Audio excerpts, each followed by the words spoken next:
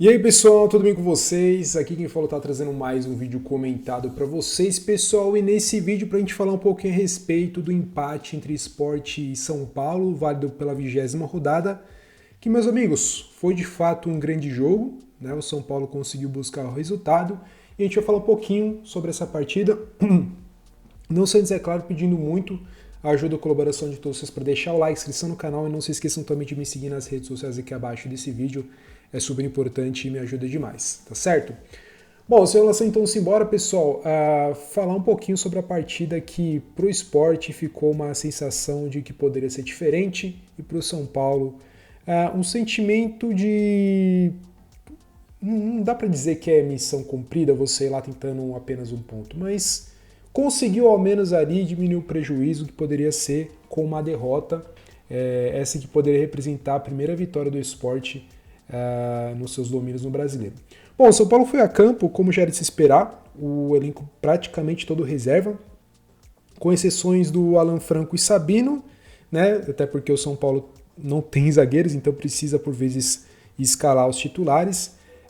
Só que aí no caso, galera, se eu fosse o Crespo, eu teria ido com um sub-20 mesmo na zaga. Tinha um Igão ali que poderia ter muito bem jogado, mas acabou utilizando parte do time titular. E galera, o São Paulo até começou um início bem, né? Fez ali um primeiro chute que poderia ser muito melhor com o Dinheiro, só que depois um vacilo de Young na saída de bola, cara, inexplicável, acabou entregando o gol ali pro Lucas Lima, que não desperdiçou.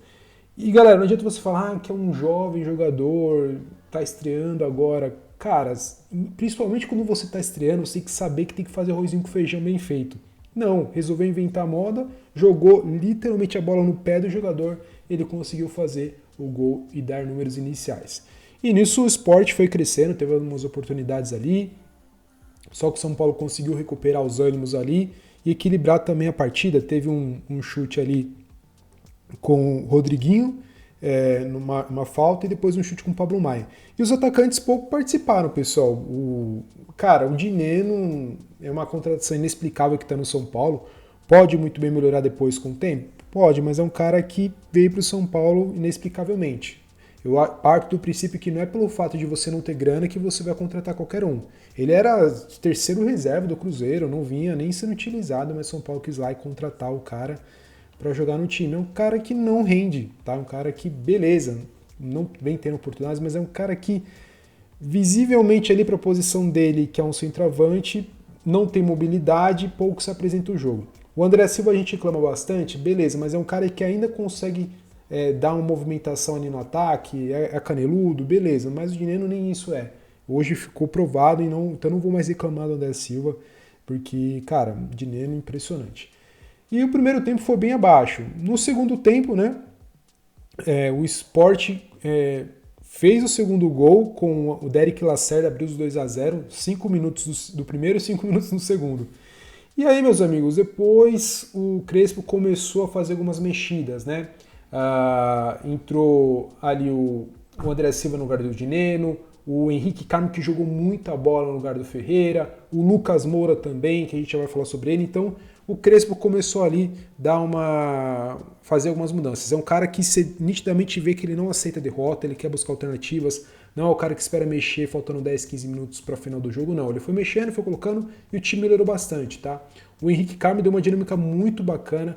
Eu acho que é uma peça que tem que ser pensada ali para utilizar na Libertadores, porque não contra o Atlético Nacional, a depender da partida, né? Até porque o Ferreira hoje estava muito apagado do lado dele e o Henrique Carmo cresceu muito pela ponta direita. Criou várias oportunidades, várias jogadas, inclusive foi dele o passe para o gol do Lucas Moura, né? Numa cobrança de escanteio, o Lucas Moura entrou no meio da zaga ali, baixinho, conseguiu testar firme, com violência, diminuiu a partida.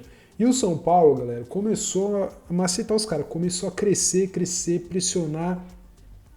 Teve bola que o cara quase tirou na linha do gol, teve bola que bateu na zaga, enfim, foi uma pressão gigante do São Paulo, até que na reta final, o senhor aqui, Tapia, que estava apagadíssimo, o cara estava morto em campo, pessoal. No segundo tempo, o São Paulo parecia que estava jogando com um a menos, mas o Henrique Carmo acabava fazendo a função dele do Tapia, porque o São Paulo, mesmo com um a menos que era o Tapia, continuou crescendo, Só que aquilo, né? De tanta gente falar do Tapia, o lance ali que originou o gol do Mike passou pelos pés dele, né? Depois do passe do Bobadilha, o Tapia veio por trás, cruzou na área, a bola bateu na trave.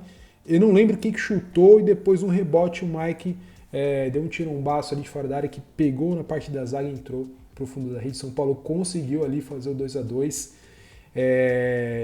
E assim, pelo conjunto da obra foi um ponto importante, foi um ponto válido que manteve o São Paulo aí com a invencibilidade no Brasileiro, que acho que já são 6, 7 jogos.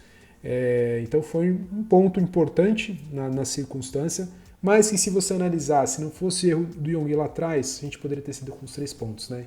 Então, Young, faça o simples, cara. Você não é o Rogério Ceni, você não é um Neuer, você é um cara que está tentando cavar o seu espaço no time. Então, faça arrozinho com feijão, não invente moda, tá? E ele depois, pessoal, para quem não assistiu, ele continuou tentando aqui alguns lampejos, que foi, cara, o coração pela boca. Mas no final das contas é isso, pessoal. São Paulo 2-2. Nesse momento tá na sexta, né? Subiu para a primeira colocação, só que tem os resultados ainda que vão acontecer nesse domingo. Mirassol, que vai jogar. Temos aí. O Ceará jogou hoje, né? A gente vai ter o Atlético Mineiro, mas que nessa rodada ainda não pode alcançar. O São Paulo deve dormir nessa rodada especificamente ainda na sexta colocação, tá? Independente da combinação dos resultados, até porque tem 2 jogos a menos que outros clubes que vão jogar, tem outros que tem 3 a mais, enfim. Mas é isso, pessoal. Agora, próximo dever do São Paulo é Morumbis contra o Atlético Nacional, então vai ser importante, obviamente, o apoio da torcida. Acredito muito na passagem do São Paulo para a próxima fase e vou estar na torcida, acho que deve ter pouco mais de 60 mil espectadores, então vai ser uma partida assim, vai ser difícil, mas eu acredito na classificação do São Paulo para a próxima fase. Então é isso, pessoal, espero que vocês tenham gostado do vídeo de hoje. Se gostaram, deixe bastante like, se inscreva no canal, recomende a um amigo ou uma amiga, me ajuda bastante. Vejo vocês numa próxima, um forte abraço a todos, até mais e valeu!